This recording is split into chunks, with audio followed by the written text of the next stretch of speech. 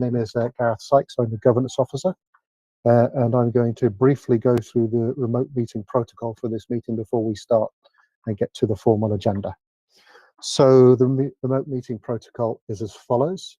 Only speak when you're invited to by the chair. If you wish to speak, please raise your hand and direct all communication via the chair. You can raise your hand by physically raising your hand, but also in Google Meet there is a raise hand button as well. Will everyone please ensure their mics are muted when they are not speaking, apart from the chair, who does not need to mute their mic. When speaking, please be succinct and do not exceed the allocated timeframes. These allocated timeframes are within the hearing procedure, which is in the published papers, which are online on our website. If you're referring to a specific page or picture, please refer to that specific page or picture in the report. If you're having any technical difficulties, please raise them through the chat function, which should be in your bottom right hand of your screen on Google Meet. Please do not use the chat function to put any formal questions to the committee. And if there is any persistent disruptive behaviour, you will be politely asked to leave the meeting. If there's more than one application on the agenda, which we do have today, parties are advised that after each application, head and turn, set out an agenda pack, will retire or leave the meeting for your respective item, and then obviously we go on to the next one. And applicants or other parties will be asked to leave the proceedings once we've finished the meeting. So that finishes or concludes the remote meeting protocol. So we'll now start the formal meeting agenda, agenda item 1, and the election of the chair. Councillors, over to you. Nominate Councillor Smythe. Thank you very much, Councillor Sizer. That's great. Well, welcome everyone to today's Licensing Subcommittee Tuesday the 17th of January. Here's the pack here. On the inside sleeve, you have an agenda. You'll either have this virtually or you'll have it physically. The agenda is here. But just before we start the meeting, we'll just go around the virtual room and just introduce ourselves. I'm Councillor Smith, Councillor Stoke Newington Ward, and also Licensing Chair. Councillor Sizer. Councillor Sizer, Councillor for Hoxton East and Shoreditch. Nice to meet you all. Thank you very much. And Suba? I'm Subhashri Ramana, Principal Licensing Officer, who will be presenting the report this afternoon. Thank you. Fantastic, thank you. And Amanda, Amanda North. Yes. Good afternoon, everyone. My name is Amanda North. I'm solicitor supporting members this afternoon. Thank you. Thank you very much. And then I think I have another Amanda, PC Griggs. Good afternoon, Chair. Yep, Amanda Griggs here representing police licensing. Okay, welcome, PC Griggs. I've got another Amanda here. There's 3 Amandas on the screen that I've got.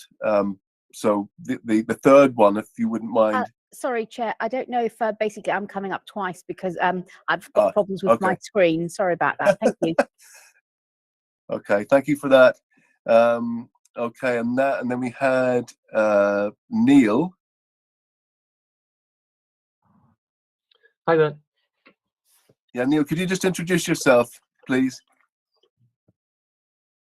Hello there. I'm Neil from the Baths.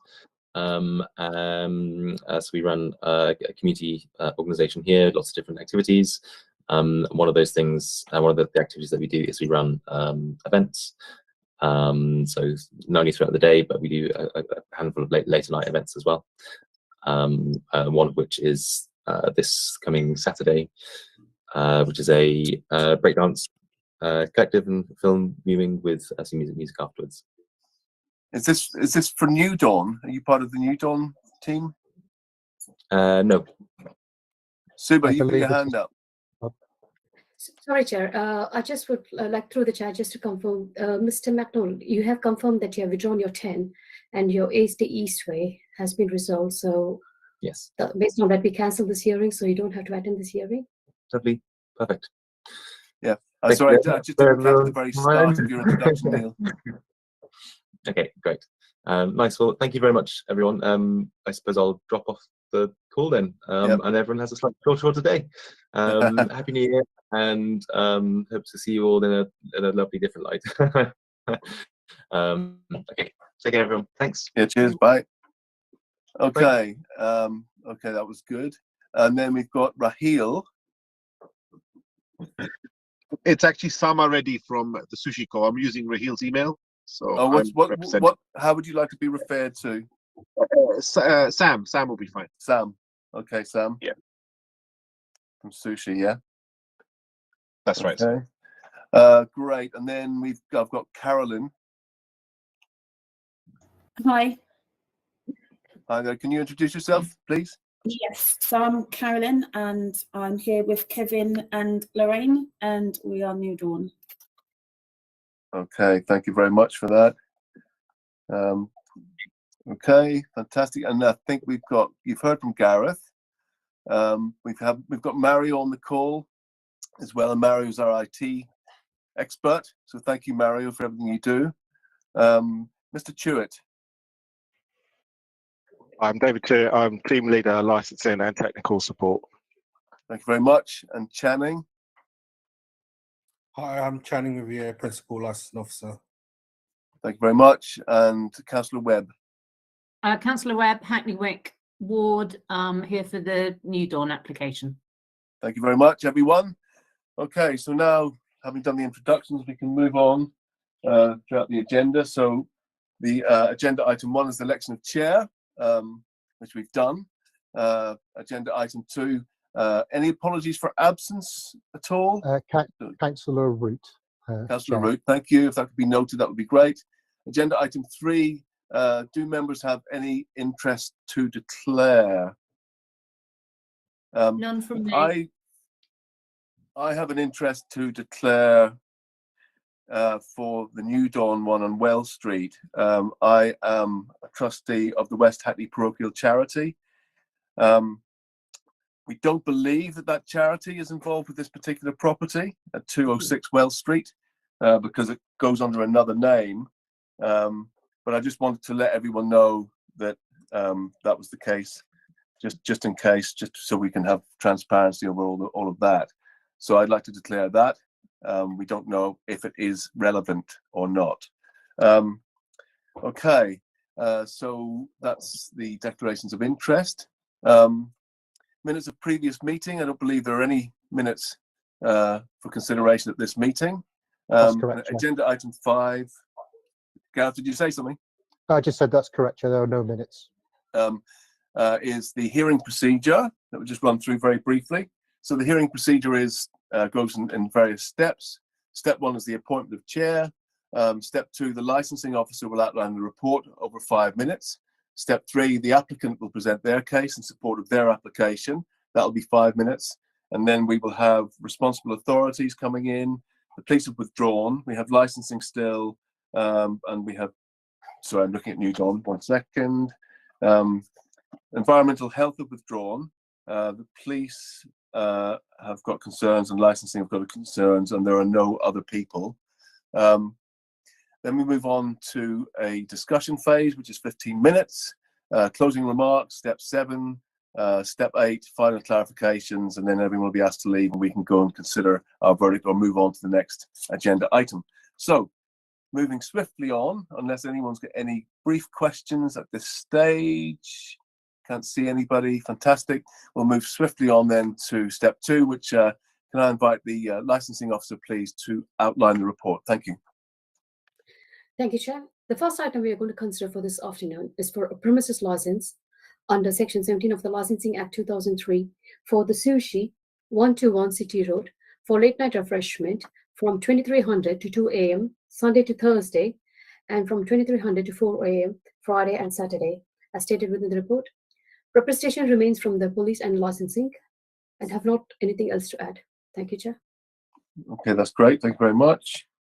So if we can invite the applicant now to come in for the sushi company, I believe that'll be Sam. Yeah. And you have 5 minutes to essentially, present your case to us. Thank you. Of course. Hello, everyone. So I'm here from the sushi company. We've opened up on 121 City Road. We're obviously a sushi business, as our business name mentions. I have to mention predominantly, I mean, we've actually withdrawn the bit about the recorded music. There's not going to be any recorded music. There was some clarification. We have some seating. There's a breakfast bar with 4 stools. Predominantly, the site is pick up, grab and go, and delivery concept. The idea behind that differentiates as well is on the market is that we roll our sushi fresh. 90% of our menu is cold. So there is an element that perhaps in a different committee where we've been told that even though we did go for a license, that it wasn't as relevant because only about 10% of our menu is hot food for late night hot food. I think late night refreshment, it needs to be hot food, but most of our food is cold. We've seen the objections from the police and we've seen the objections from the licensing officer as well around cumulative impact. I don't think we're going to increase the numbers of people or any cumulative impact in that area. We've just added a business that doesn't sell hot food in the main and a different delicacy. And I think our typical profile of our customer as well is different to the other hot food operators that are operating in our vicinity. There were some questions around Deliveroo, Uber. We are operating with these partners, but again, it's a limited operation at the moment. They would be using the loading bay or Cranwood Street to the side for picking up deliveries. There is no other way because we're outside a double red route, and eventually once a roundabout does get built, I think there will be no access for them to park on the street anyway. In terms of littering and improving the area, this particular shop is at the end of the parade, and as that area when we've been building it out was almost like a public lavatory and people dumping stuff there. And I think with us coming there, we've actually incorporated that into our shop design and put floodlights and covered the area by CCTV camera to avoid people kind of loitering there. And as part of our regular kind of little patrols, we want to kind of own that area. And perhaps there's a conversation with the council down the road once the phone box, which has been forever there, not used, is removed, and we can have some outdoor seating there, pleasant in the summer with obviously permission and maybe a collaboration with the council. I don't know, because that area needs to be looked after. For now, we've taken that on board for ourselves. I mean, we operate, we have got previous experience in operating late night licenses in a different business where we've opened until late.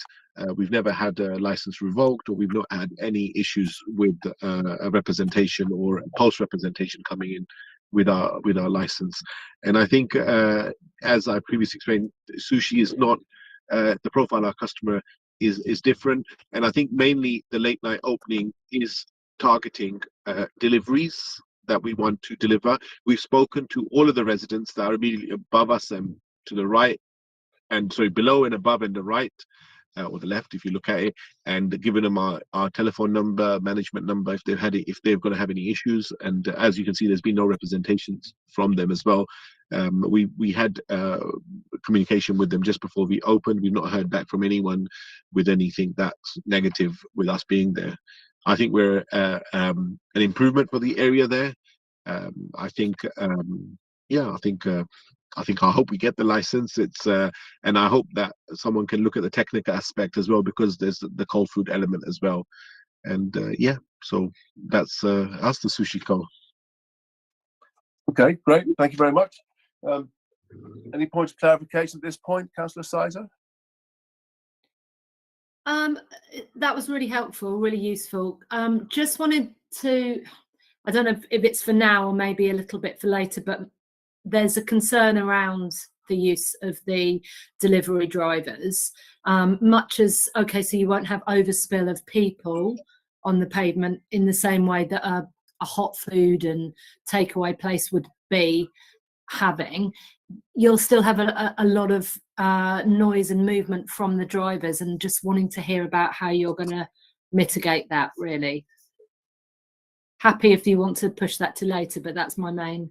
No, I totally understand that. I think your point is valid. I think, so first of all, with we will be using the 2 operators. We don't foresee, so our general mix in our other stores in terms of Deliveroo and delivered sales as such is around 30 to 40%, depending on location. We don't feel here it will be as high. It'll probably be to the lower end. So we don't feel there'll be 100% or 80% of our business will be coming through and a line of drivers outside.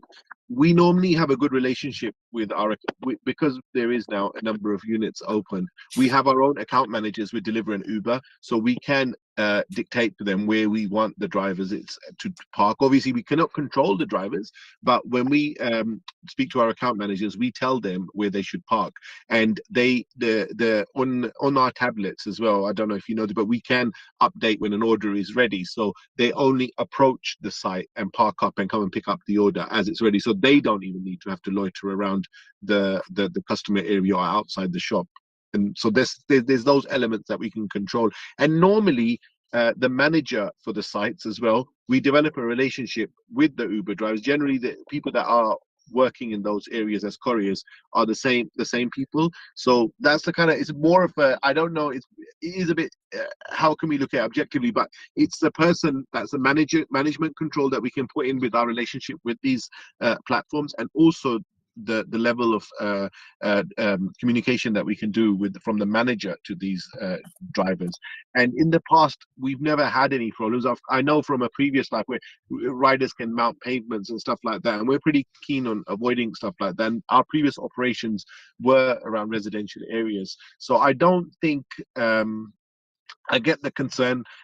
Is it going to be many deliveries from Uber delivery? I mean, our busiest stores, probably 4 or 5 deliveries an hour is the max that we'd get, and I don't suspect that we'd be getting much. Yeah, I mean, we've been open for a few weeks now, and I think we don't in the whole day we're not getting more than 8 deliveries at the moment, and I don't think that's going to increase, dramatically.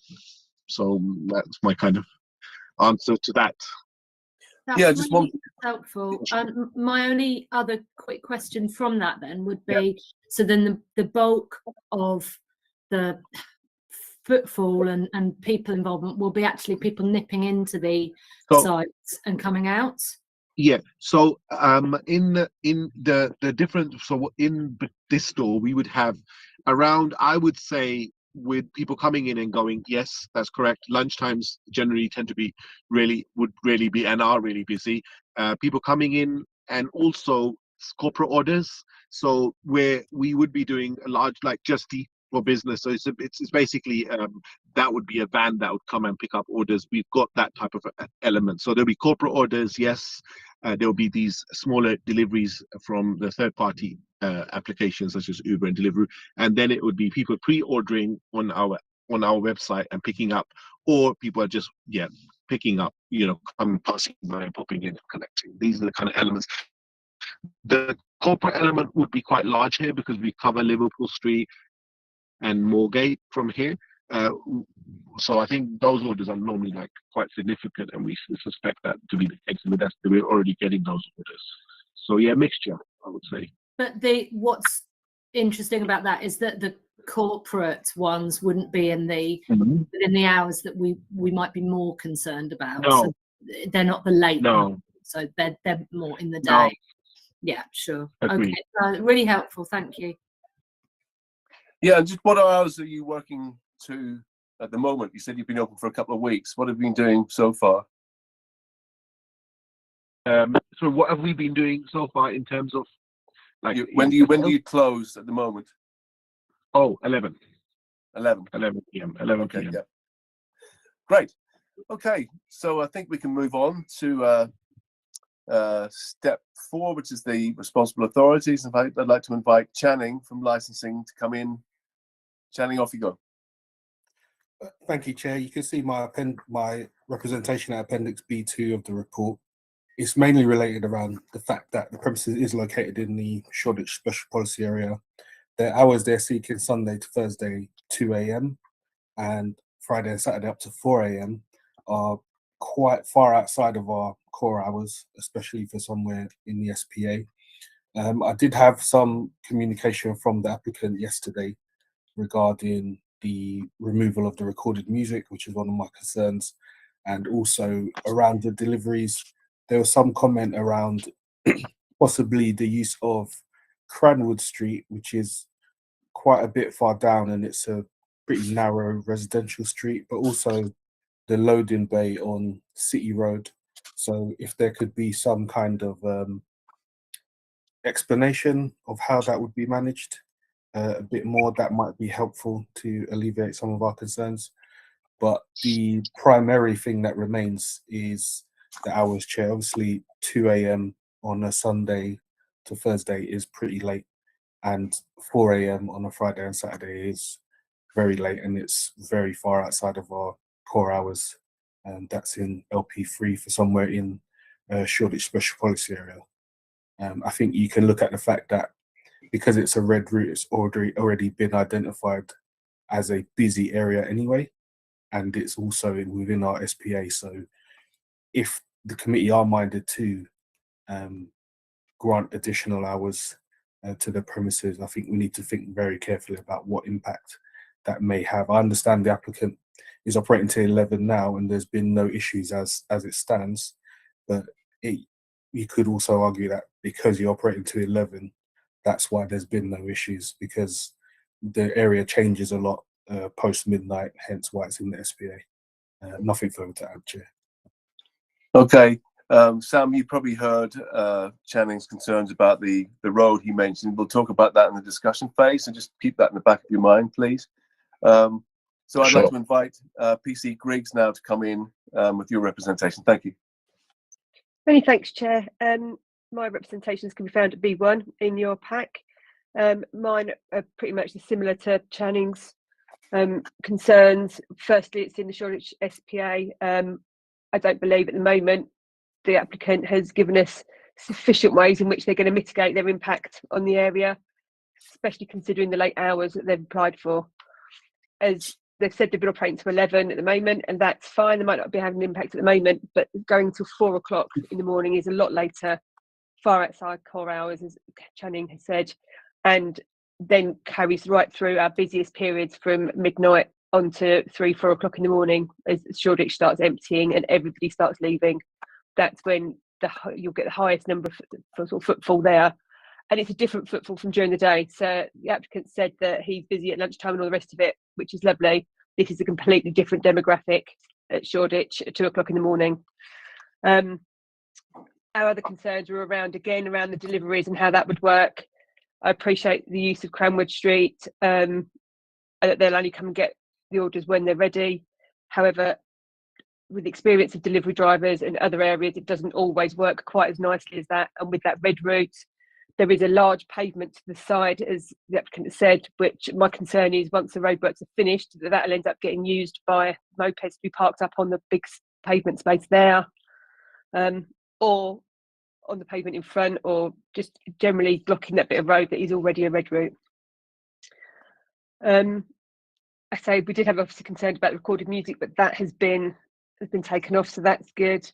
I think that I'll say my concerns all summed up. Yeah, so the SPA, the hours, and the delivery drivers, really. Thank you. Yeah, thank you for that. Just one point I'd like to make in terms of, because it was mentioned that this is more of a kind of delivery type of outfit, that it may not be getting the kind of the sort of footfall would potentially sort of increase the cumulative impact. What is your opinion about having lots of delivery drivers kind of coming around, and how do you feel that would contribute to the cumulative impact in the area? PC Griggs. It's additional people again, isn't it? If people are trying to leave, are they getting in the way? Is it causing congestion? Because it's not just people on the streets trying to leave. The actual roads are completely congested with cars all throughout the night in Shoreditch. Certainly around that, whatever they're doing to Old Street roundabout at the moment is just complete chaos, and all the way through then sort of into Old Street and up the other way in City Road. It is always congested. It is always very busy. I think increase in delivery drivers there could impact on that.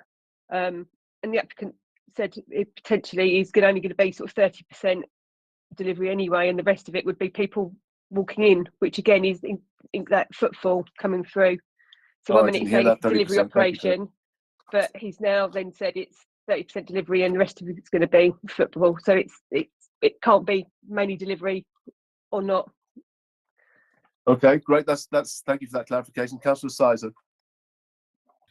Yeah, I just wanted to know roughly what the estimations were around numbers with that. If we're thinking 30% are going to be drivers, and you said how many drivers? I think you said about 5 or 6 drivers. That would be about 4 or 5 drivers an hour.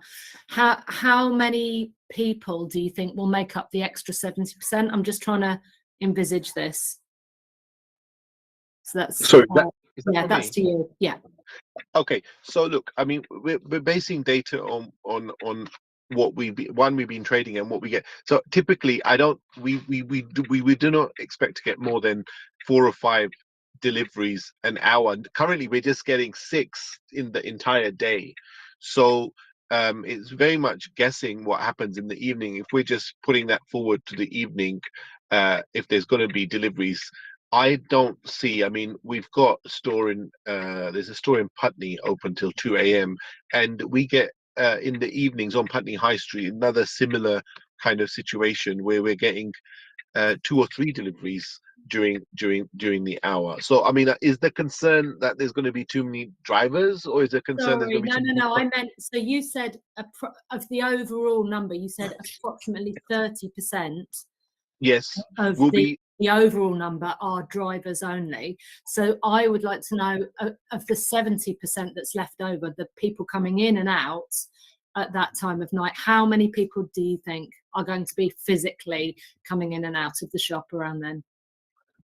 So just to rephrase that, so 30, we think that the estimation is for the third-party platforms where they're delivering our product. We think it's going to be around 30%. There's going to be around 20-25% corporate orders, and then probably about 45-50% is probably people grabbing, coming and going. So in the evenings, if you're asking, we think there'll be 3 or 4 customers an hour. I don't think there'll be much more than that. I mean, I want to pick up on 2 concerns that have been said, sorry, in that they're absolutely right. Post midnight in Shoreditch is a totally different demographic to in the day. So I think it's being very mindful of what might be 3 or 4 people popping in the day. Could escalate, could be a very different group of people. I think it's a very hard one to compare, and I wouldn't compare daytime with nighttime economy around there. I'd be cautious about doing that. Yeah, no, I can understand. I can agree with that. It's different time of the day, and it's different. It will be a different type of customer. Yeah, so it's being very mindful of that in terms of cumulative impact. And I just want to add, you know, we don't forget the predominantly 90% of our, I correct me if I'm wrong, I don't know who the technical person would be to tell, but 90% of our product doesn't need a license. It's cold food. I don't think we need a late night refreshment license to serve cold food. So, and also, even if that was or is or isn't the case, it's generally people are more after hot food, not cold food at 3 a.m. in the morning or 2 a.m. in the morning. So I don't think we're suddenly going to be overloaded. It's probably the kebab shops down the road and those people that are going to be attracted. That type of customer is going to be attracted to the one that you're mentioning that potentially changes in the evening at Shoreditch. So we're not going to be inundated, I don't believe, by people wanting sushi rolls at that time. Suba, can you just confirm that that's the case about cold food? Or Amanda? Yes, Chair. The late night refreshment permission is required for selling hot food and hot drinks. Yeah. Okay. But I suspected that. I mean, when we were at we applied for the license out of good order, but I think it's a very small element of our menu is hot food, and I can tell you that it's about 12% at the moment, the mix. Yeah. Amanda, you've got your hand up. Yes, Chair. I don't know if it will assist you to maybe get clarification from the applicant as to how are they going to overcome any potential negative impact at 2 a.m. or 4 a.m. in the morning, you know, or what are they going to do to reduce any impact, or would they consider reducing those hours? Yeah, I think we've moved into the discussion phase now, folks, just so everyone knows. Yeah, Sam. I mean, am I good to answer? Yep. So the lady asked, so potential ways of reducing the people is that we could remove the seating at that time as well, so no one loiters around. They're not sitting there, so that there's no way for them to sit. We can potentially put an earlier terminal hour for people visiting the shops and keep the deliveries, if that's more appealable, you know, then there's not adding to that area, but maybe cut the service of customers earlier and then keep the delivery until the proposed time so that it doesn't impact anyone. We could do it that way, if that then reduces the people hanging around the shop. Amanda. Chair, what about the noise from the deliveries late at night in the area? Yep. How close is it to a residential? Yeah, that's for you, Sam, as well. Oh, okay. So I just have to say, I mean, City Road is a very, very busy road, and I think the addition of 3 or 4 or 5 deliveries an hour, I would say, I don't think 5. I think from what our kind of modeling, there'll be about 4 deliveries an hour. I don't think there'll be any significant difference in what already is a very busy road with the traffic going. They're leaving the pedestrian. I don't think the mopeds are going to add anything significant, noticeable. I mean, they're going to park the car, and I know that there's a lot of work going on the roundabout, and I've studied that work as well. I've been associated with this site for a while before as well, before all of this work started. There's no way, I know the police lady said that, there's no way they can mount that pavement and park their bike towards the left of the shop. The curb is going to be raised. If you look at the designs and everything, there's no way that any motorcycle can mount the curb. They would have to park on the loading bay, or they would have to, and the loading bay is the only time that it's not operational is going to be between 4 and 7 when there's peak traffic. So they would park on a busy main road. I don't think there'll be any impact of the delivery drivers adding to any noise to the area at all. Okay, Councillor Sizer. I just want to clarify. So the majority of people you will be expecting in the nighttime economy to be coming in person, it's actually a smaller percentage that would be the bikes. So for me, it's thinking, how are we going to help that not have the negative impact? You know, with an increase of people coming in, and I know you said small numbers, but surely you can't be expecting 2 small numbers, or you wouldn't be thinking it worthwhile opening. Yeah. So I think what differentiates us from why our small numbers work for us, our average ticket price, our spend per customer is around £20, as opposed to a kebab, which is like £5 or £8 or £10. So even if we get, so our average delivery order is on the mark of around £45–50. So if we're getting 4 orders an hour, that's £200. And if we're getting 4 customers coming in the store, that's £80. So it is worthwhile, even though we do low. We make more money with less customers. Our ticket prices are high. We're a brand that doesn't discount, so everything's sold at full price. There's no sudden sale in the evening or during lunchtime. Well, saying that, there is one lunchtime offer, and that's it. And after that, there's no discount anywhere. So we generally make more money from less customers. Yeah, and I have to say that I don't think if you got your budget set for a burger, the typical type of crowd, they're not going to spend the type of money they'll need to spend in a sushi shop. Yep. Any further questions, Councillor Sizer, at all? No, I mean, I can hear that it's a different group of people. I do understand that, and I can hear that we're not talking about huge numbers of people, but you know, because it's in the SPA, we do have to think in terms of any negative impact, and it is an increase in footfall, it is an increase in drivers. I'm just wondering if there's any thought around reducing the hours, so not having it till 2, and was there late, it was later, wasn't it, as well, but certainly 2, and 4 and 4, yeah, it is 4, yeah, okay. Is that, has there been any thinking either from yourself or from any of the others here around bringing the hours back? because Yes, because of it being in an SPA. That for me. So, sorry, is that for me? Yep. Okay. Both, So both really, from my perspective. That's all yeah. right. Okay. So we we've applied for the 4 a.m. I mean, we would consider rolling that slightly back. And I think 2 a.m. in the vicinity of that area, being Shoreditch and the type of area we're in, I don't think that's an unreasonable ask on that one. Maybe on our main kind of trading days, from what we're seeing at the moment, are Thursday, Friday, and Saturday. These are the ones. So if the committee is minded, they can reduce Sunday, they can reduce Monday to Wednesday. But these are the 3 days that generally, from the anecdotal data, is that in the evenings we're a little bit busy. And from the other sites that we have the information that these are the days we get busy on. So potentially 1 a.m. and 3 a.m. and Sunday at 12.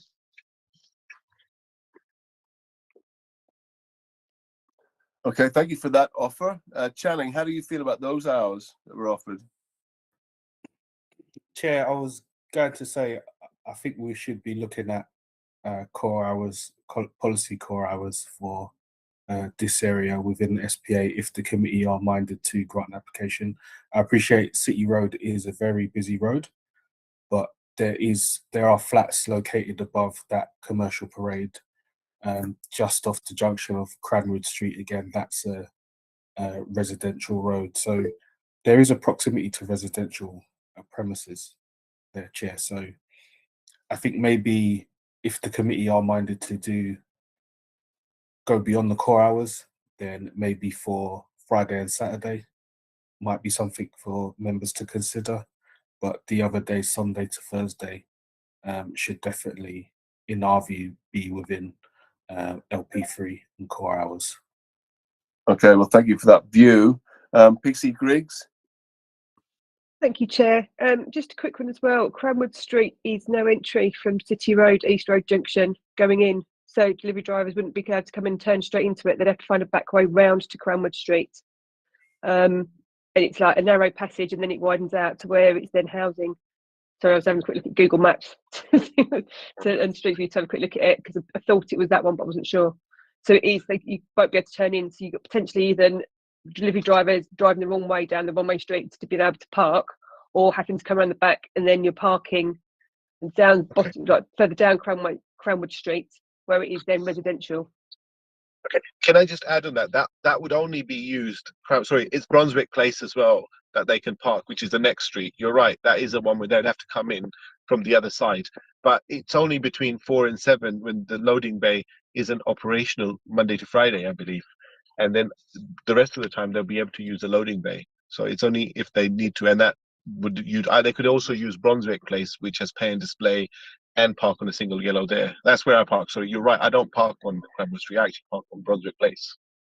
In my experience, that loading bay is generally quite busy and is generally always got cars and vans and all sorts in it, other than when it's loading. But so no, I totally appreciate it. Is that's very, very busy. But I mean, I totally appreciate that. But that is the idea. I mean, and mopeds, we're not talking about cars. In fact, I was just there a minute ago and it was fairly empty, the loading bay. So, if there's a loading bay there, you'd expect that people load and go. So, and a moped doesn't take that much space. But you're right. I mean, there's challenges in London. Deliveries like that. We're lucky to have that loading bay there. If there was 2 no o'clock in the loading morning, bay. it's busy. Do you 2 reckon? o'clock in the morning, it's busy. Yeah. It's parked. It's got people parked there at 2, 3 o'clock in the morning. So they will be then having to go down the residential streets to park for the delivery drivers, or they're parking illegally. Yeah. I just wanted to thank you for that, PC Griggs. Channing, you want to come in on that point? Now, I was just going to ask the applicant through the chair, what is their experience of Shoreditch itself, this particular area, during the hours that they're seeking on the application? Is that for us? Yep.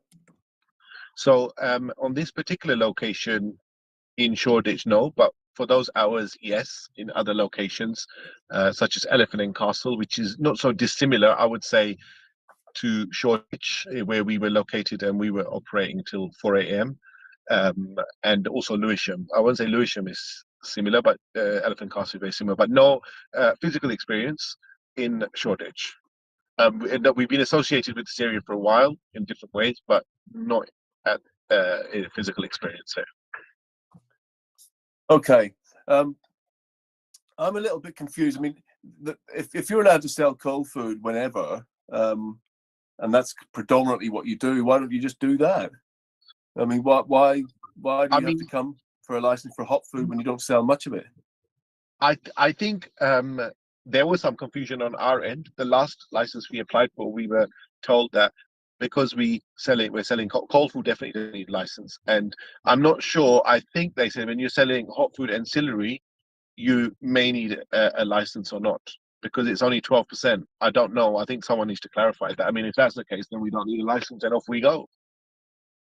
Because absolutely. I mean, that's a key point. Can someone clarify that at all on the call, please? Chair, any hot food or drink between 11 p.m. and 5 a.m. would require a license. Yeah. So that means that for that percentage, we do need a license, whether it's 1% or whatever, anything over a 0. Unless, of course, you don't serve hot food and drink at all.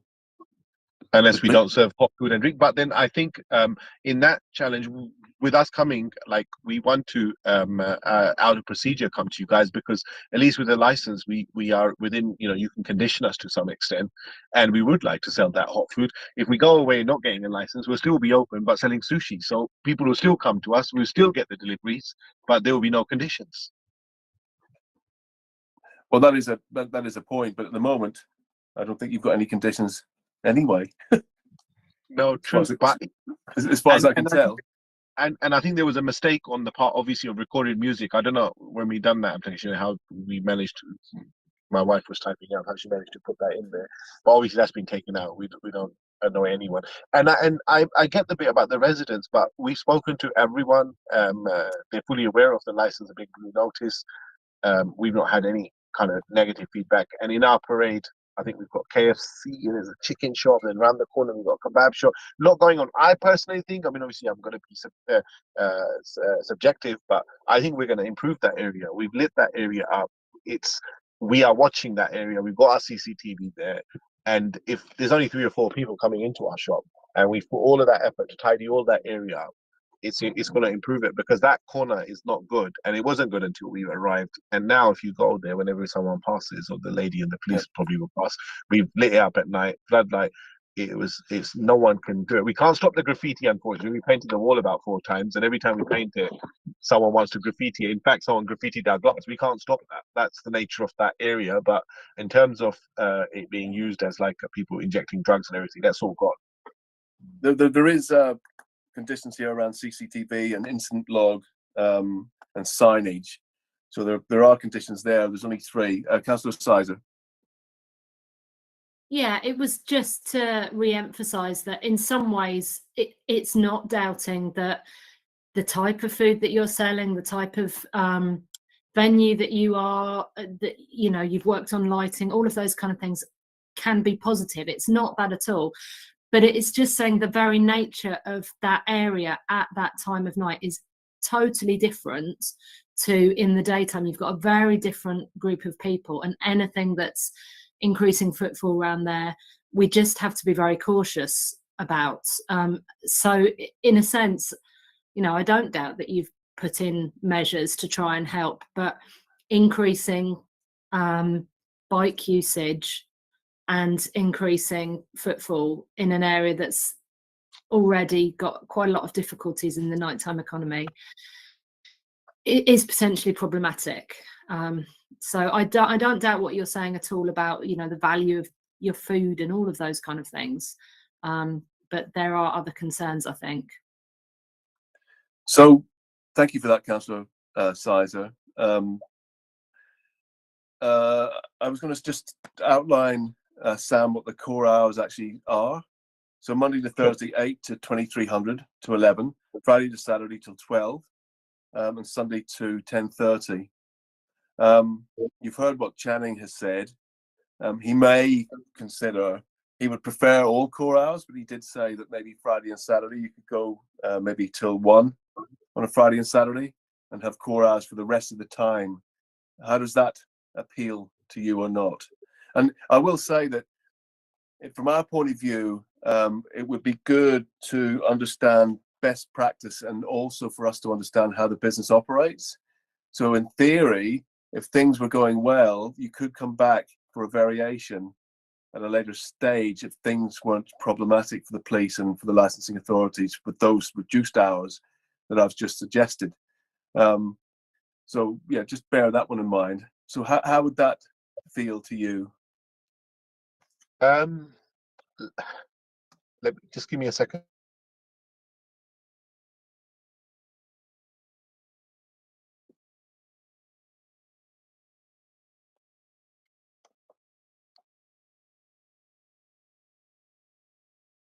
I mean, we prepared to. This is for obviously just hot food, but we look at Sunday to Wednesday.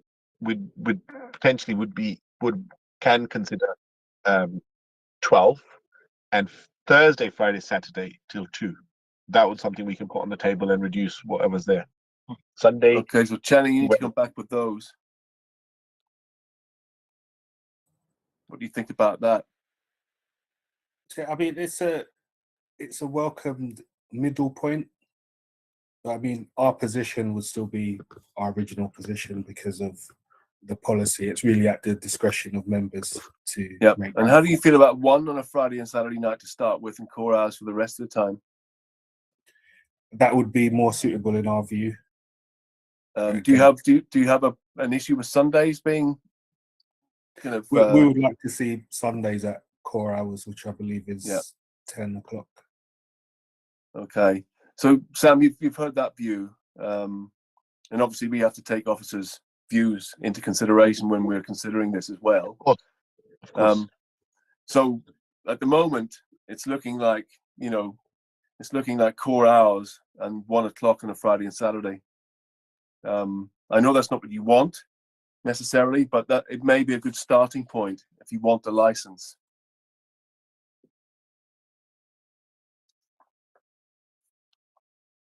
Amanda, PC Griggs. Thank you. Just it would be helpful to have had more perhaps conversation with the applicant prior to an email from him yesterday around what he was doing and how it would work and everything else. So perhaps their license reduced as you've suggested now going forward, and then if he wants to submit a variation, to get in touch to have a chat through with like myself or Channing or whoever in the licensing department, just to have a chat through how to move forward and what conditions we can look at and how it's going to work prior to any application or a hearing, just so we've had that conversation rather than an email the day before the hearing. Yeah, well, that seems to make sense to me. Dialogue is always the key thing. Sam, do you want to come back on some of this stuff? Yeah, no, I'm absorbing it all. Should I come back now? Yes, please. Yeah. Yeah. So I mean, I think it's not only just we need to see what our business viability is as well. You know, we're paying a rental there for us to be in that area, and of course the core hours are there. We've got other businesses that are operating, you know, past those core hours around us.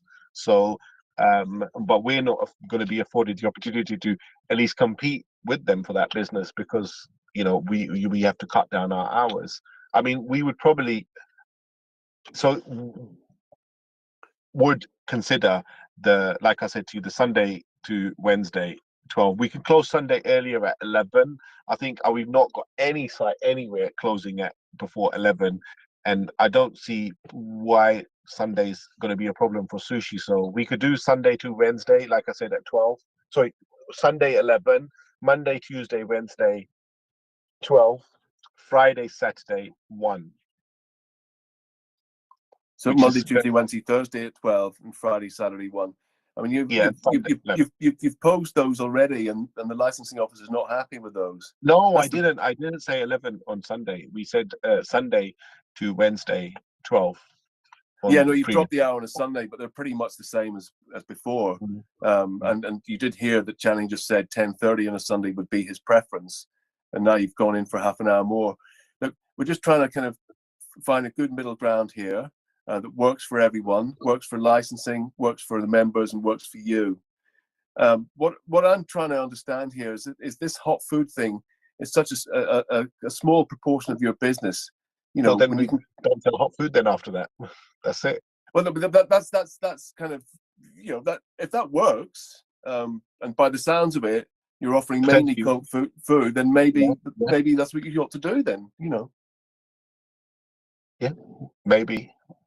But if we've got the opportunity of selling that 15 or 20 or whatever that percentage is, the small number that we do, we rather have it. So I mean, yeah, we rather have it. You know, rather it becomes very difficult for us to kind of be open and then not sell. because I But think then we're looking at different things here in a way. You could argue that you know, if you get a license until whatever, that you can serve hot food up to that time, and then thereafter you sell cold food. I mean, in theory, you can sell it all night and all day if you want.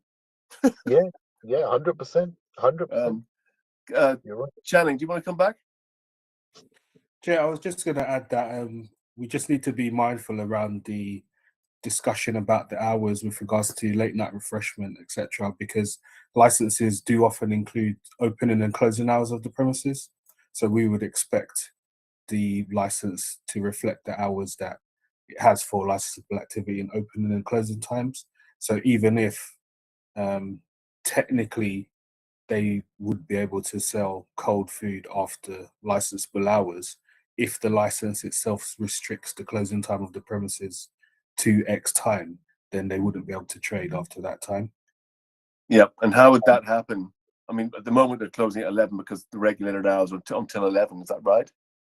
I believe they're just closing at 11 because they just don't have any license, because it's not regularized at the moment. Yeah.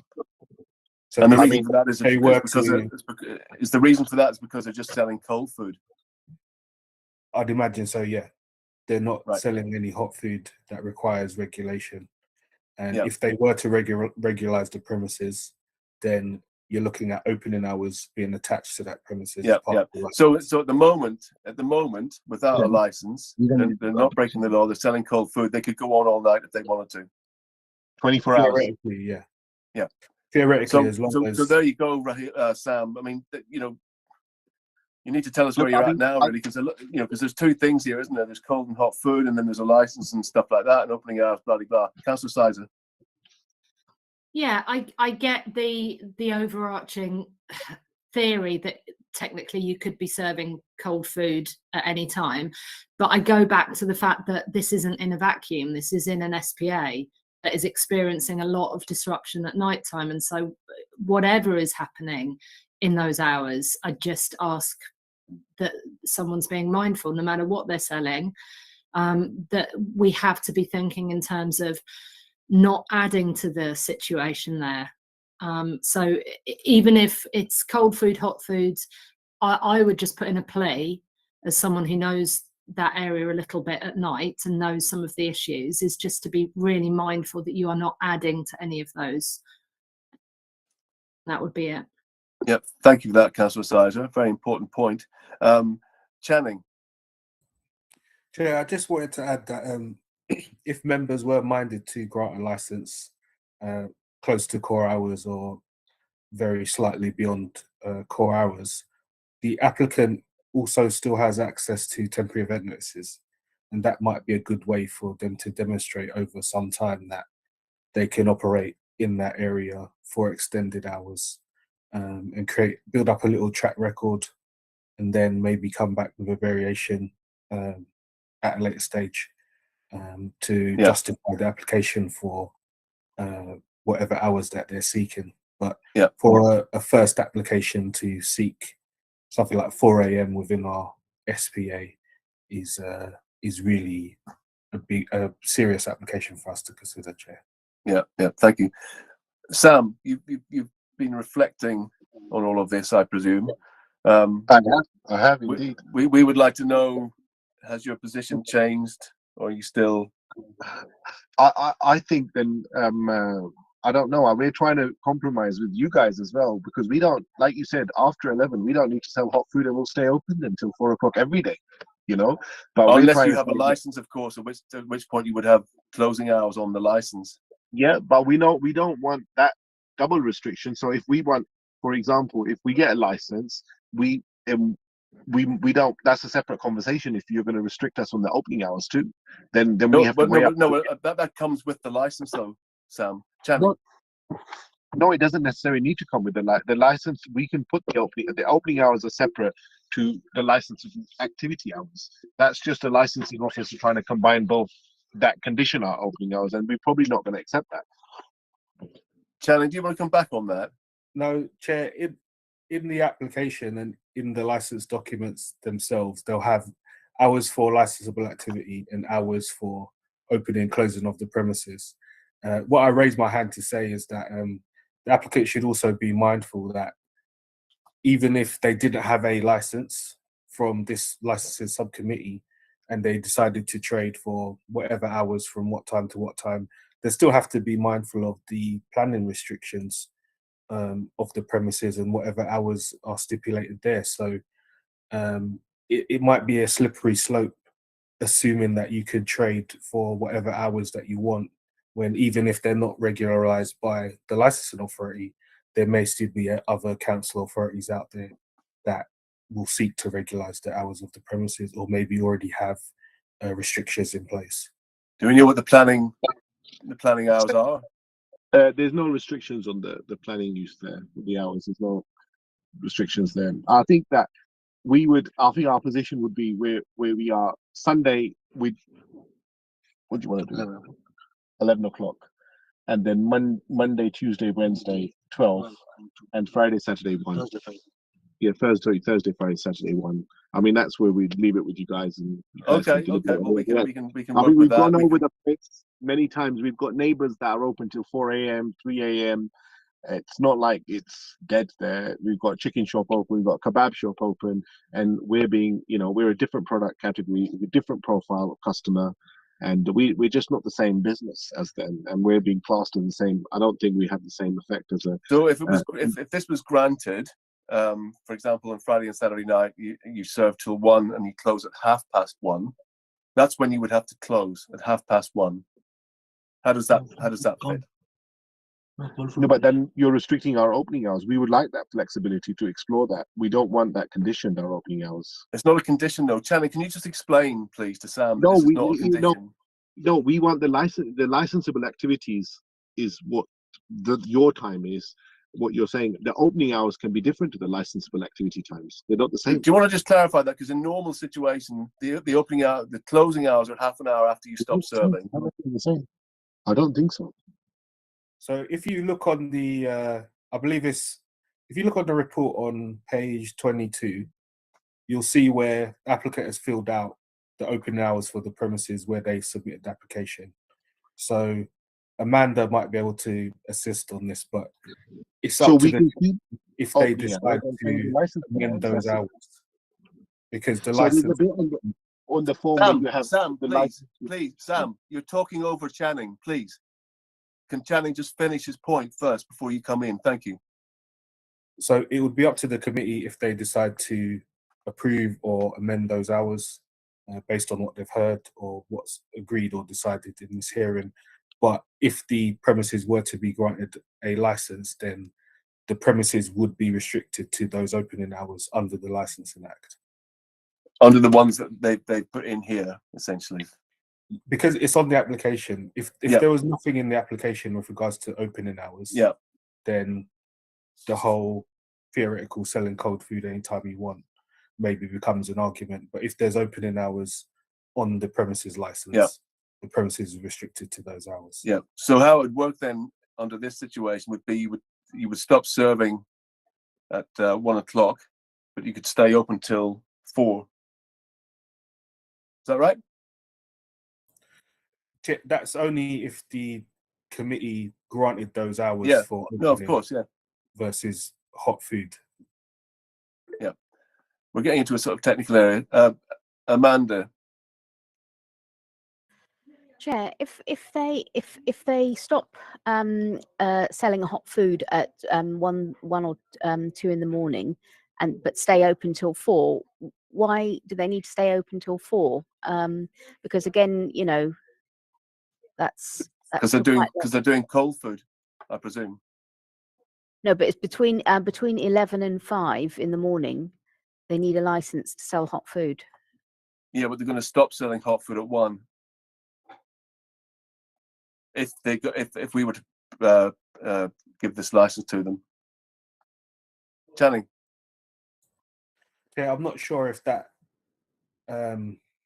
goes any way to help protecting the licensing objectives, simply because if the premises were still open till 4, then that still poses the risks potentially to the licensing objectives. Yeah, Yeah. Understand that. Councillor Sizer. Yeah, I'd want to echo that. And it's not very useful to sort of be comparing the fact that we're looking at opening this premises for longer because other places are longer. We can only deal with this premise before us, and we can only deal with this specific scenario. And our only criteria is not adding to an already difficult area. And that's bottom line for me, I'm afraid. So I take what you're saying about other shops being open, but we're not here to decide about them today. Sam, do you want to come back in all of that? I don't know. We keep going around in circles. What can I say? I mean, our position is that we're happy. Like I said, Sunday we can close at 11, Monday, Tuesday, Wednesday at 12, and Thursday, Friday, Saturday we can have the hot license till 1, and if as a compromise, we can, from all our licensable activity times, we close 1 hour afterwards. For example, we will close the premises. If you give us a license till 1, we'll close at 2. If you give it to 12, we'll close at 1. So that additional hour, and in that additional hour, we'll sell cold food or do our cleaning up, whatever we need to do. And that's a fair compromise. I mean, if not, then I don't know. Then we'll go remodel our license and open till 4 a.m. just sell cold food and just still be in the area. I mean, that's the only other way we'll make our ends meet. We've got rents to pay, we've got rates to pay, we've got bills to do. We need to look at the model as well. Yeah. Channing, how does all that sound? And PC Griggs. Yeah. I think if they're going slightly beyond the core hours, it may be feasible, but from a licensing and enforcement point of view, we'd like to see whatever the approved hours are. If the committee is minded to grant the license, we'd like to see that reflected in the opening hours, simply because the discrepancy between the opening and closing hours and the sale of hot food for this kind of premises, I just feel it doesn't need to be there, and it creates problems in an enforcement sense, because how do you test they're selling hot food at this time? It becomes problematic for the officers then to enforce the license when there are these kind of discrepancies in the license. So so you would like to, when they stop serving, you would like them to shut at 1 as well? If that's what the committee whatever hours the committee are minded to approve a license for, we believe the closing times and opening times should be reflected in those hours as well. Okay. PC Griggs. In 1 second, Sam. Yeah, I'd have to agree with Channing. It becomes difficult for any sort of enforcement action, and also you've got potentially customers coming in that you're like, hang on a minute, 10 minutes ago I could order hot food and now I can't, and you've got the potential of them sort of getting angry and kicking off, and the possibility of going, oh, I'll just do it anyway. So you've got lots of different challenges, should we say, of either angry customers or staff then flouting the licensing because they want to appease the customer, or the customer getting angry because they can't have what they could have had 10-15 minutes ago. If you keep them serving, I think it's going to cause possibly more issues than it solves, having that chunk of not being able to serve certain things after a certain time. Okay. Sam. Right.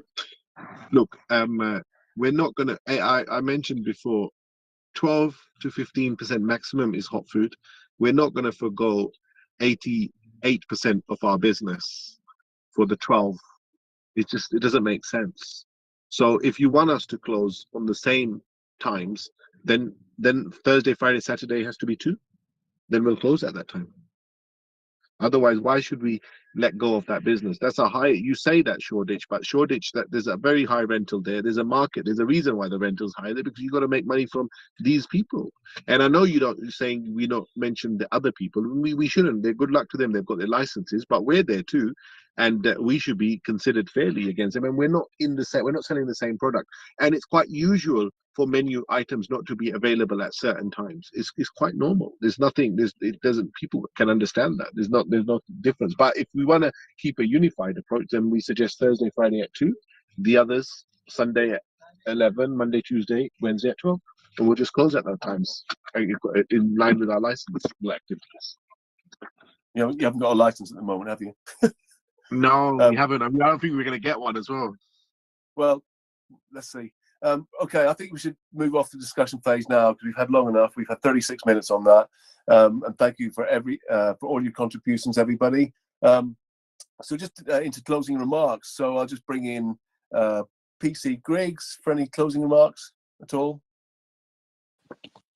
Oh, yeah, I think if I've said most of what I need to say, our concerns are around it going later into the night with the change in demographic from Shoreditch, especially at the weekend and those later hours, and the different type of customer base that would be then attracted to the premises should it be open later hours at the weekends, and that it is still in the special policy area. And I don't think there's been anything particularly to mitigate that to show later hours are worthy of I think everything else we've said. I think that's all I've got for now. Thanks, Chair. Thank you very much. And Channing? Not really anything further to add than to what's been said already, Chair. Just that if the committee are minded to approve a license, then again the opening hours should be reflected in the hours for licensable activity. And bearing in mind that it is the Shoreditch SPA, the deviation from our core hours should be taken into consideration as well. And nothing Okay. further to add, Chair. Yeah, thank you very much. And then finally, Sam. And all I can say is summarize again. I'll say the same thing. 85% of our business is cold, and we potentially can open the full whack that we've applied for, the 2 a.m.s and the 4 a.m. the Thursday, Friday, Saturday, 4 a.m. and the 2 a.m. and serve cold food. We're happy, as we discussed, to have a unified the opening and the licensable times, providing we get Friday, Saturday, Sunday at 2. Thursday, Friday, Saturday at 2, Sunday 11, Monday, Tuesday, Wednesday at 12. We will open and we will close at that time. We are not a kebab shop. We're not a hot food business. We're not a typical type of food that we're going to get overloaded with customers, people that after clubs come and visit us. We're just not that food. We're a different delicacy. Our price points are much higher.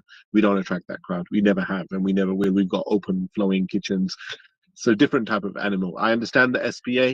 I understand it's Shoreditch, but you also guys got to understand we're providing local employment, and we've got a business to do, pay for bills. It's not easy out there. So I just wish everyone to consider that fact as well. So yeah, thank you for everyone's time. Yeah, thanks, Sam. And Sam, just ask you one more question. At the moment, you're closing at 11. So what's the thinking behind that? Sorry? So you're currently closing at 11. Yeah. What's your thinking around that? Is that because No, because look, we were 3-4 weeks into. I think we're 3 weeks into opening. We started at 9 p.m. Then we went to 10 p.m. and 11 p.m. So normally we ramp it up slowly anyway. And there was a license application, obviously this one coming in. And so once the staff settles down, it will increase. Timings normally increase anyway. So yeah, there's no actual kind of thinking. Yes, there's a license issue, but also it's just getting the team used to the environment. Okay. Any points of final clarification, Councillor Sizer, that you'd like to? No, happy with what I've heard. Thank you. Okay, great. Okay, so I think we can conclude this item on the agenda. Thank you everyone for attending, Sam. Thank you. All those participating in this particular item, if we could just leave now, obviously you wouldn't want to stay for the next one. I wouldn't say. So that would be good. So thank you, Sam. If you just Good come off the afternoon. call, it'd be great. Thank you, Channing. That's great. Thank you, Chair. And thank you, PC Thank Griggs. Okay, so we're going to move on to the next one, unless people require a short comfort break. If you do, then we can do that. Not a comfort break, but the door will go at some point and I will have to rush and then rush back, just to warn you. But yes, my comfort Okay. is optimum. Thank you. Chair, just before we continue, I didn't quite establish at the start of the meeting, is Mr. Jones on the same call as Carolyn? Is that correct? Yes, he is. All We're- right. Thank you very much for confirming. Thank you. Okay, so we'll move on to agenda item 7, which is a variation of a premises license. New Dawn, 206 Wells Street, Hackney E9 6QT.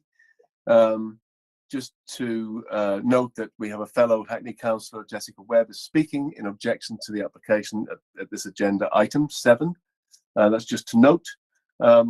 So if I can invite the licensing officer, please, to outline the report for this one. Thank you very much. Thank you, Chair. So the second item is for the variation of the premises license under the Licensing Act 2003 for New Dawn 206 Wells Street to extend the supply of alcohol for on sales on Friday and Saturday till 2 a.m. and to include off sales, late night refreshment and recorded music as stated within the report. At the licensing subcommittee hearing on the 25th of August 2022, the decision was made to adjourn the hearing to allow the applicant to liaise with the other persons to resolve the dispute. Representation still remains from licensing and other persons. I have nothing else to add. Thank you, Chair. Okay, fantastic. Thank you very much. So we'll just move on to the applicant's case now. And I presume that's going to be Carolyn. Is that correct? Hi, yes, we're here. Hi there. You've got 5 minutes to present your case. And thank you for your patience on the other one as well, by the way. Okay, no worries. So we are a rum bar and eatery. We've been at this location for 10 years now. We also run a non-profit, which is New Dawn CIC. The money after expenses we make from the bar and from selling foods, we do put into the CIC, whereby we are, for example, recent activities, we've been helping those affected by the Windrush scandal complete their compensation forms. We have those workshops. Some people that have funerals and wakes, they will take place here. We have our exhibitions. We mentor, well, Kevin mentors people in local community that have got talent, don't know how to curate an art exhibition or how to sell their works. He talks them through that.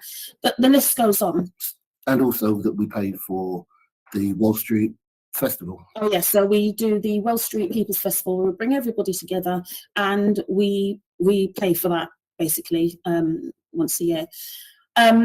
So as it stands, our licensing times mean that we will have to, if we do want to go until 2 in the morning, which is not that often at all, we would have to apply for we have to use up 2 10s from our allocation.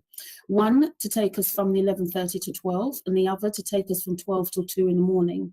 So the purpose for asking for the variation of license was to enable us on a Friday and Saturday, if we choose to be able to go until 2. So we're not then, we're saving on the cost and we're not using up 2 of our 10s from our allocation. The last hearing was adjourned. We were asked to meet with those that had objected. I met with Councillor Webb. We had a discussion. We also had objections from the police and we submitted, we answered their objections. We also had objections from our landlord. Now, we have reached out to our landlord on numerous occasions actually, just to discuss a little bit more about what we do. You know, there may be ways in which they want to get involved or support, and they have refused to meet with us. We understand that the licensing times we're asking for, although we do not want to we do not go on till 2 in the morning. We understand that there can't be any special things put on a license to make sure that we don't do that. We are, however, willing to compromise. So if we are not, option one is that we match the licensing times of the gun opposite. If that is not agreeable to, Which are which are on a Friday and Saturday till 1 a.m. and on a Sunday to midnight. Now we're not, Sunday to midnight we're not particularly interested in, to be fair. It's the Friday and Saturday. If the committee are not agreeable to us matching the times of the gun, which is directly opposite us, then we ask that on a Friday and Saturday our licensing times can be extended by half an hour to allow us to finish at 12. Thereby, if we have to use the 10s as an option, we are not using up 2 of the allocation each time, we are only then having to use 1. Okay, I'm seeking a bit of clarification around these 2 10s. If someone could just talk to that. I don't know, Mr. Stewart, could you talk to that? It doesn't seem to make sense to me. Chair, it's 2 days, not 2 10s. So. Oh, I see. Yeah, two days out of the 26 days a year for this year. Okay, so I see what you mean. Right. Interesting. Okay. Was that all you had to say, Carolyn? Do you want a bit more time? We've got another 30 seconds or so. No, that's really all we've got to say. Nothing much more than that. As I said, we want to simplify it. We're not trying to be a club. We're not trying to be anything more than a alternative community hub, which we are. We put on events, as I said, as Carolyn's qualified. We do things that have been lost to the area and are no longer being provided via public or otherwise. So we're doing things which matter to local people, and we're doing things that we think actually reach out and tap into the needs of local people in the area. And as I said, one of the most important things that we put on is the Wells Street Festival, as well as the exhibitions, as well as providing a facility, a multifunctional facility that local people can actually utilise. And the work we're doing with the Windrush exhibition. And the work that we do with Windrush, as well as being part of the major foundation. And local kids in the area, as you look on our website, you see what we do with local kids, which is enabling them to understand how commerce works. We offer up the actual space so that they're allowed to actually generate an income from the training that they're provided with by myself and the rest of the crew here. So, we're completely different to all the rest. But Kevin worked closely with Morningside Help. He's one of the trustees. Yeah. Okay. I have to say at this moment in time. Okay, well, thank you for that. I would like to invite the licensing team, Mr. Stewart, to come in now with your concerns. Thank you, Chair. So my representation is in today's report. I've just taken it off my screen. Bear with me a sec. Apologies.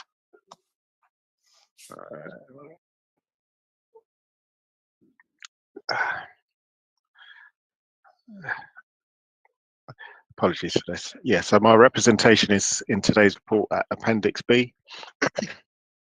So essentially, I just brought to the subcommittee's attention what's set out in our policy at LP3 core hours, and that the application or the proposal being sought is beyond the hours on a Friday, Saturday, which are in the core hours in LP3 in the council policy. I also mentioned there appears to be a conflict with the planning permission, which means that policy LP5 planning is also relevant. It appears that there are some restrictions on the current planning permission for the site. I do recall that the previous meeting was adjourned for the applicant to then go away and maybe seek to rectify some of these issues and have discussions with other persons and the police. But as we've heard in the opening submission, that there might be some scope to amend the hours or reduce them to align with the gun or to align with core hours. So maybe that's something that we can explore when we get to the discussion phase. I'll leave it there for now, Chair. Thank you. Thank you very much. And I'll just move on to other persons now. I'd like to invite Councillor Webb to come in with your contribution. Thank you. Thank you, Chair.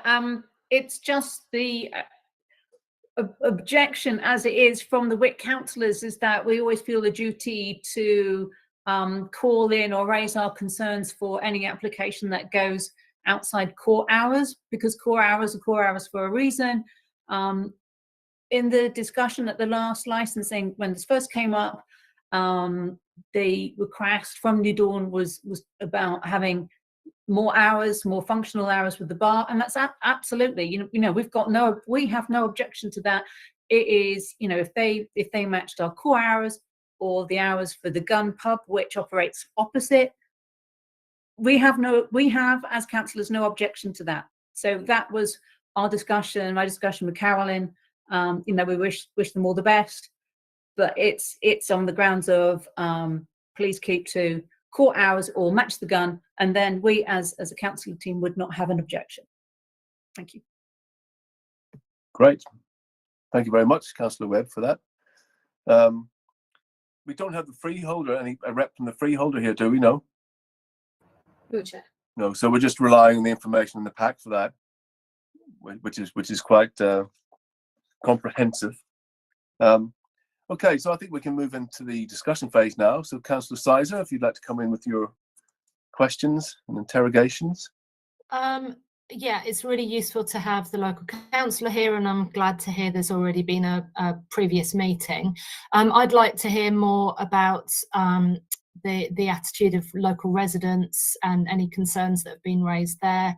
It'd be really, I mean, it sounds like there's lots of good community projects happening via what you're doing, so that's brilliant. But in terms of extending the hours, I'd be really interested to hear any feedback on that. So we have had no objections from any residents. The local community and those residents nearby. So just to explain, we do have some flats next to us and above us, next to us on either side, and those residents often pop in here to be involved in some of the events that we have going on here. They alternate between here and the gun. We have a pretty good relationship with them. Other than that, unless the committee have heard of any objections from the public, we've not had any. We have a pretty good relationship. As I said, we've been here for 10 years without any incident really. So I think if you look on record, yeah. Thank you, Councillor Sizer. Any further? Can I just ask you what the capacity of the venue is? And I know that the police you've done a condition with the police on security at 8.1 in the pack, which is welcome. What's the capacity of the venue? No. Our capacity is between 70 and 75 people. We don't go beyond that. Okay. Seated, it's 45. 50, actually. 45, 50. Okay. And I was looking for some conditions in the pack, but I presume you do have conditions somewhere. Is that correct? Yes, sorry. What do you mean by conditions? Well, conditions on your license. Oh. Yeah. Oh, yes. Yeah. Sorry. Let me just they just weren't presented in the pack. I think there was just maybe were they left out, Suba, or? Yeah, I'm just going to get the license. Hold on, just 1 minute, so I can just go through it. Okay. Yeah. The premises license, the current license was attached within the pack, so which is being in yourself. So it should be in the license document. But the applicant has proposed one condition, which is a door supervisor condition. Replacing condition, that's within the pack, Chair. That's at 8.1, yeah? That's right, Chair. Yeah, brilliant. Excellent. So dispersal, you've done a dispersal policy, which is good.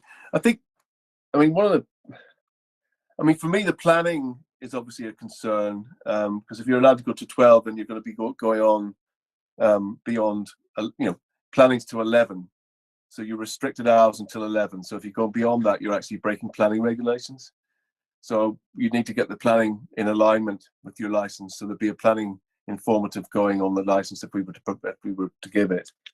The stuff about the freeholder and the lease and everything is a private matter for you to resolve. But obviously they're highlighting that, the only use as a coffee shop, not as a bar. And obviously, from our point of view, we would advise that you get all that sorted out with the freeholder. Was that in their response? I don't believe that was in their response. I can't remember. Yeah, no, it was. It was in their response. We have permission from the landlord to yeah, have. Sorry. Page. I'll just draw your attention. Page 79 at the bottom in yellow there. I don't know if you can read that, but it does mention something in your lease that says coffee shop. Yeah, so have permission. So have permission. So we have the planning permission that we applied for, and we have emails from the landlord from 2016 where they stipulated they would have no issue with us changing the use. We also have emails where we've been chasing for them to put that amendment into the lease, and asking for them to give us confirmation of the licensing of the money that we paid them for their legal fees in order to do so. We've not had it yet. Again, it is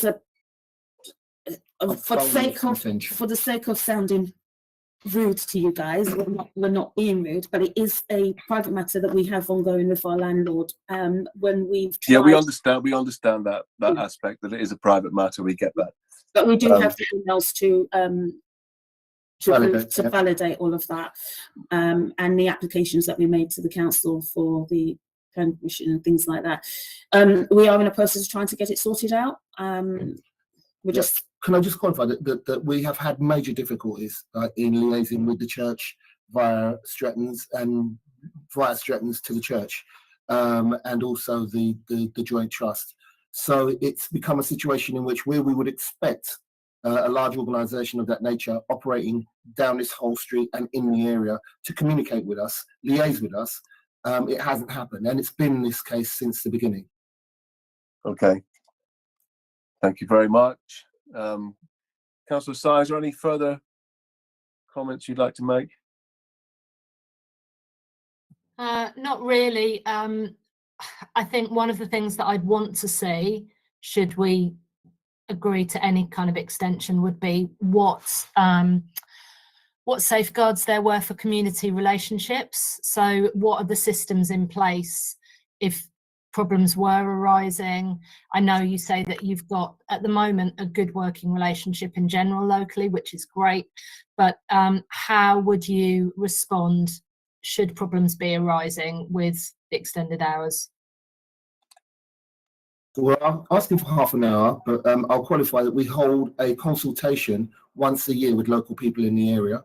Not only that, but we have an open door policy, so that any one of the residents who do have issues, they'll come and see us, whether we're in we have it so that they can walk straight in here and talk to us directly. Not only that, but most people come in here and ask us for advice, whether it's to do with domestic, legal, whatever issues. We give them signposting, etc. So we provided the police with a dispersal policy, which outlines what our procedures are. And there are issues.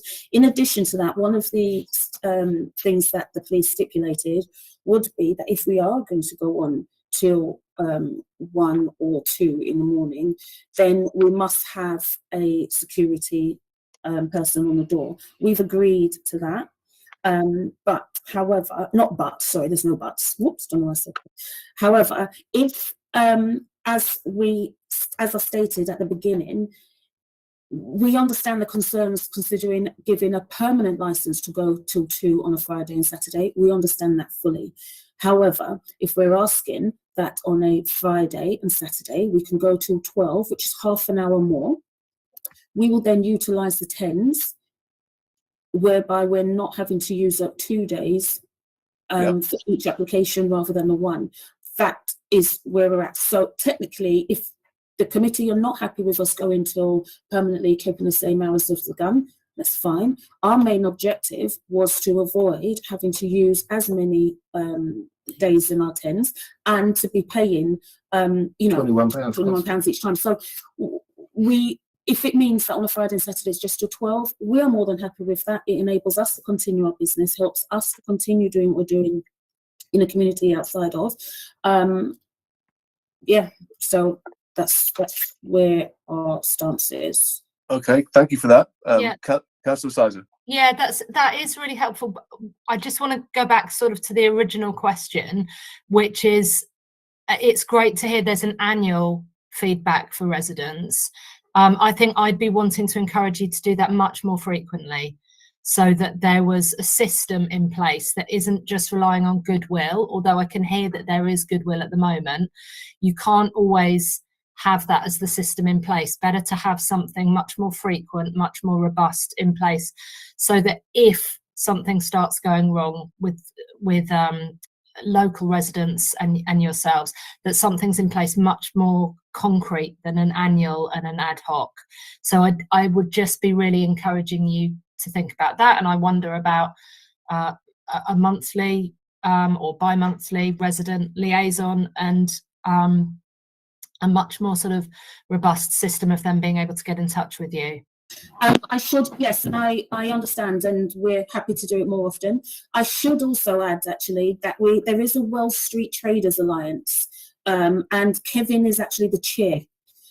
So any complaints that do go into, and they have regular meetings with on the street. So any complaints, if there are any, not that we get any, will go into Wall Street Traders Alliance, or if they don't come to us directly, we do not get any.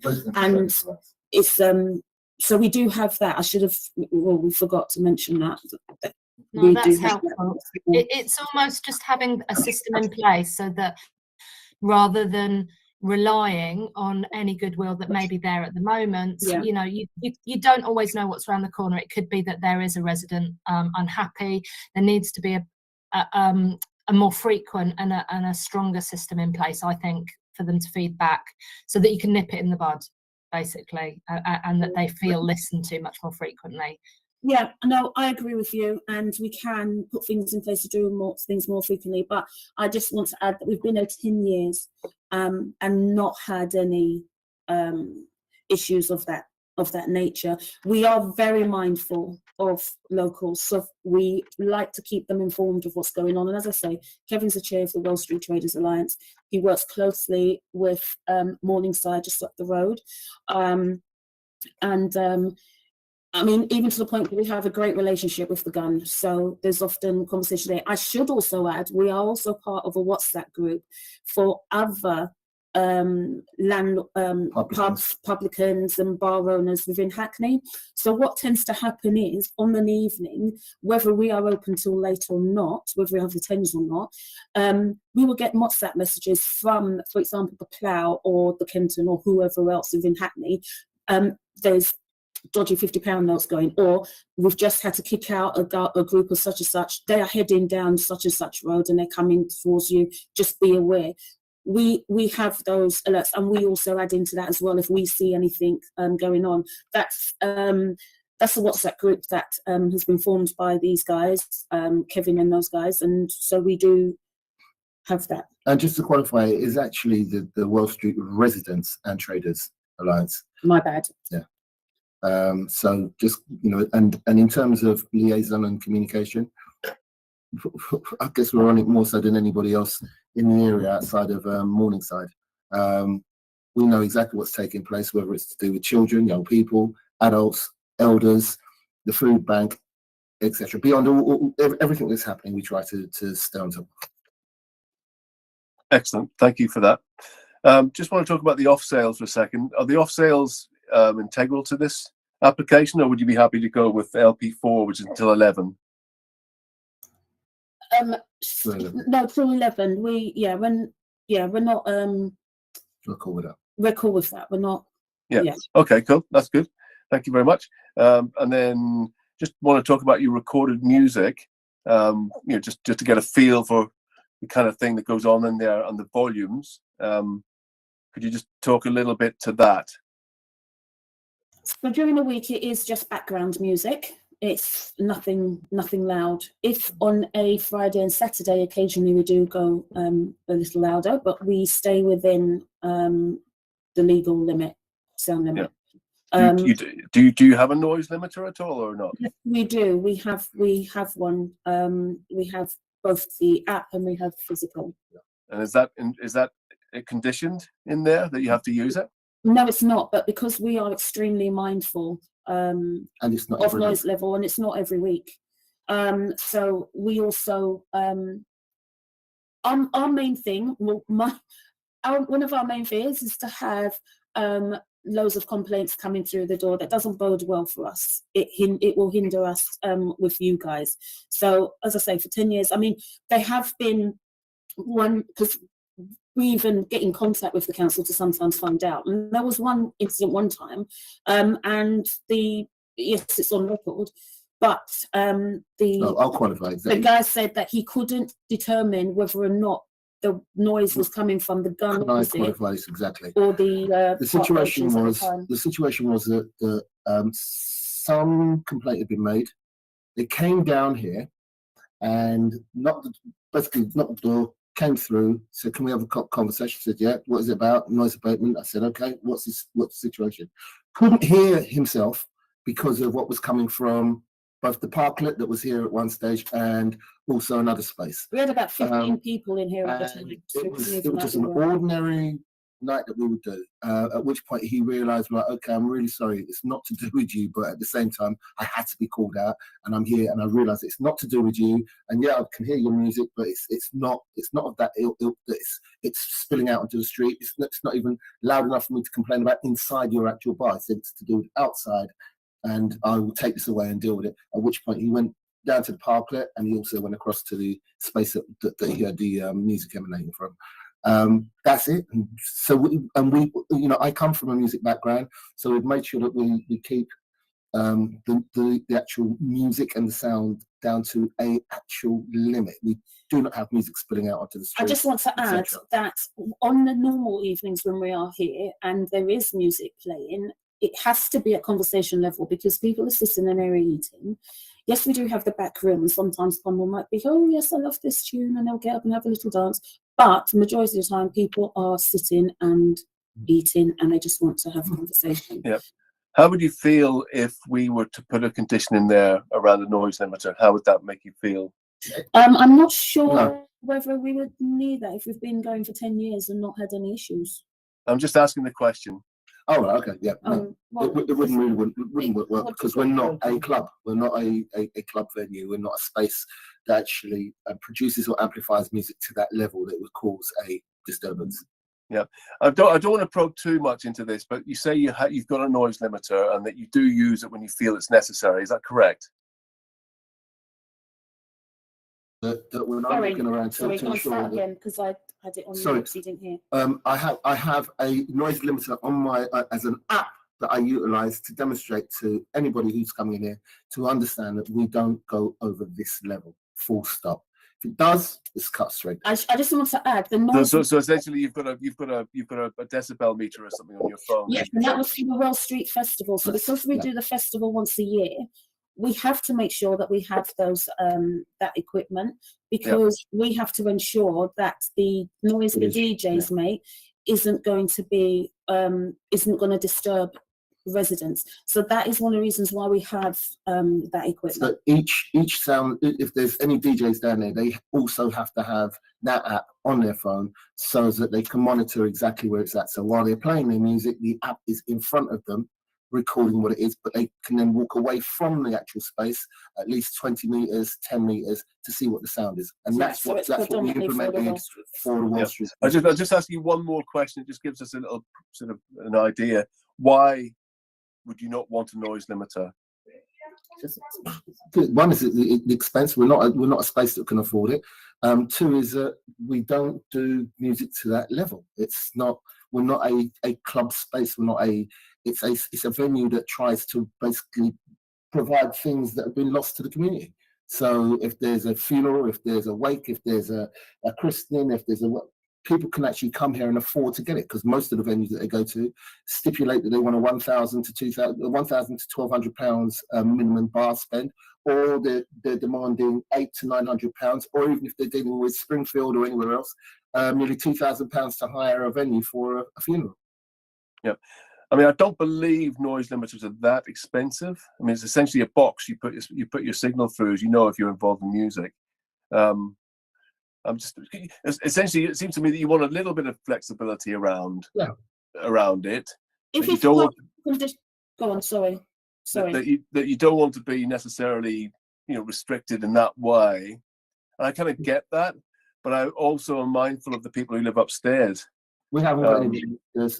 There's not been anyone living upstairs for the last 5 years. 6 actually. And there's still work that needs to be done, because we've got some more structural problems appearing.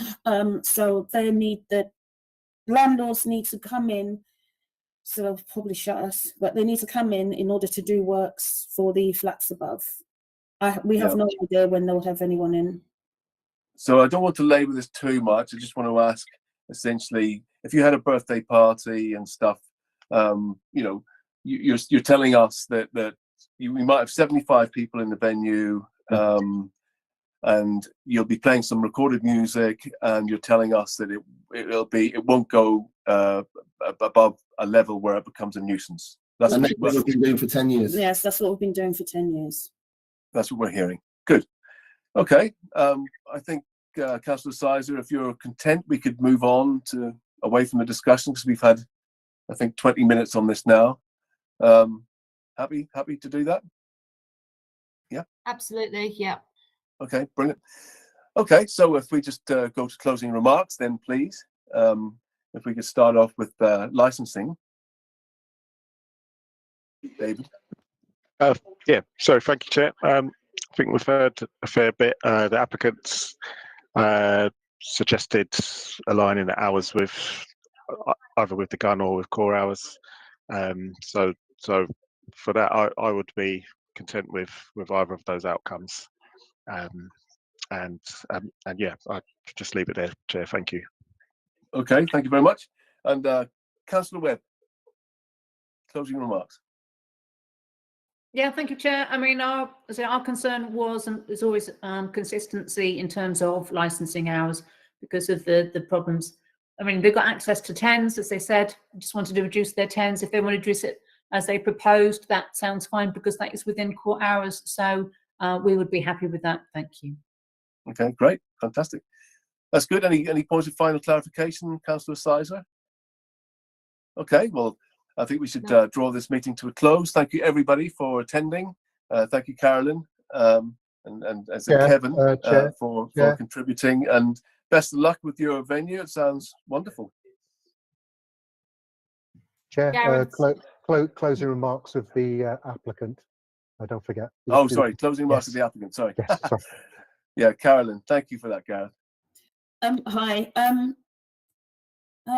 Thank you. We're just saying thank you. So great. Yeah. Okay. Thank you very much, everybody, for attending today and for giving us your time. So, Carolyn, if you could just leave the call now, then we can get round to making our deliberations on this one. And thank you, Councillor Webb, for attending as well. Thank you. Thank you. Thank you, Carolyn. Thank you, Karen. Thank you.